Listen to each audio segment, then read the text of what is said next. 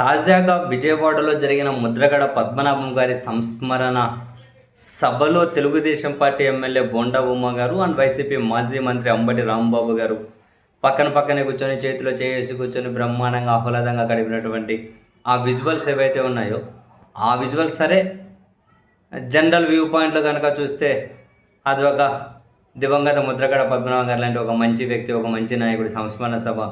ఆ సభలో పాల్గొనడం కోసం రాజకీయ అంశాలు ఏమవసరం ఉంటుంది, ఎవరైనా పార్టిసిపేట్ చేయొచ్చు.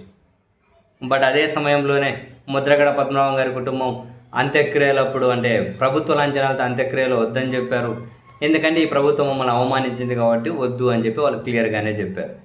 సో ఒక రకంగా ముద్రగడ పద్మనాభం గారిని తెలుగుదేశం పార్టీ క్యాంపు ఖచ్చితంగా శత్రువుగానే చూస్తారు, అది వేరే విషయం. సరే, చనిపోయిన తర్వాత ఈ ప్రస్తావన ఎందుకు అనుకున్నారేమో కానీ మొత్తం మీద సామాజిక వర్గ కోణంలోనా మరో కోణమా తెలియదు కానీ బోండా ఉమా గారు అయితే ఆ సంస్మరణ సభకు వెళ్ళారు. కొన్ని కీలక వ్యాఖ్యలు కూడా చేశారు. అండ్ అంబటి రాంబాబు గారితో ఉన్నంతసేపు చటాపటాలు వేసుకొని పక్కనే ఉండడు. బై డిఫాల్ట్గా ఇది తెలుగుదేశం పార్టీ ఆ క్యాడర్ నాయకులకు నచ్చదు. అలాగని బహిరంగంగా పేరు పెట్టేమని అన్నామో ఇప్పటికే బోండా ఉమా గారు అసంతృప్తిగా ఉన్నారు. ఏమన్నా అంటే అది మరి ముదిరింగ్ ఎక్కడికి వెళ్తుందో తెలియదు. సో ఈ క్రమంలో చంద్రబాబు నాయుడు గారు ఏ పేరు ప్రస్తావించకుండానే డైరెక్ట్ క్లియర్గానే అర్థమవుతుంది వీళ్ళని ఉద్దేశించే అని. బట్ బోండా ఉమా పేర మరో పేర ప్రస్తావించకుండానే తెలుగుదేశం పార్టీ నేతలు ఎవరు వైసీపీతోటి, ఆయన చంద్రబాబు గారు వైసీపీ అన్నారు కదా, 4వ సారి ముఖ్యమంత్రి, ఇలా మాట్లాడవచ్చా? గొడ్డలిపాటి ఏంటి ఏమైనా అర్థం ఉందా గొడ్డలిపాటి అనడానికి?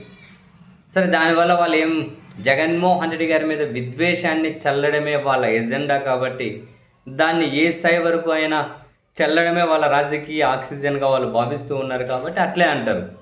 సో గొడ్డలిపాటి నేతలతో ఎవరు వేదికలు పంచుకోకూడదు అని, అలా పంచుకున్నారు అంటే సీరియస్గా చర్యలు తీసుకోవాల్సి ఉంటుందని, ఈ సీరియస్ అనే మాటలు తెలుగుదేశం పార్టీ నాయకులు బూడిద కోసం రోడ్డెక్కి కొట్లాడుకున్నప్పుడైనా, తెలుగుదేశం పార్టీ నేతలు లిక్కర్ కోసం కొట్లాడుకున్నప్పుడైనా, ఇసుక కోసం కొట్లాడుకున్నప్పుడైనా, కాంట్రాక్టుల కోసం కొట్లాడుకున్నప్పుడైనా, లేదా వ్యవస్థల మీద పోలీసుల మీద వాళ్ళు తిరగబడి కొట్లాడినప్పుడైనా ప్రతిసారి చంద్రబాబు గారి నుండి సీరియస్ అనే హెడ్డింగ్సే కనిపించేది.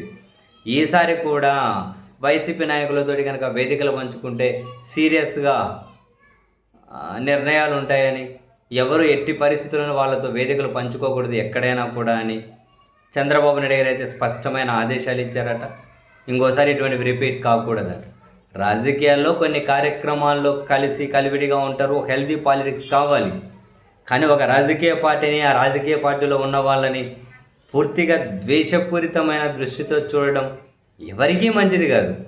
ఎవరు ఇంకొకరిని చూసినా కూడా అసలు వాళ్ళతో కలిపి వేదిక పంచుకోవద్దు అంటే అదేం రాజకీయ వేదిక కాదు. జనరల్గా అది ఒక దివంగత నాయకుడికి సంబంధించినటువంటి సంస్మరణ సభ, దానికి హాజరు కావద్దు అంటే ఎట్లా కుదురుతుంది ఏమో మరి. సరే, వాళ్ళ పార్టీ వాళ్ళ ఇష్టం. కానీ మొత్తం మీద బోండా ఉమ్మ గారి పేరు ప్రస్తావించకుండానే చంద్రబాబు నాయుడు గారు అయితే సీరియస్ అయ్యారు.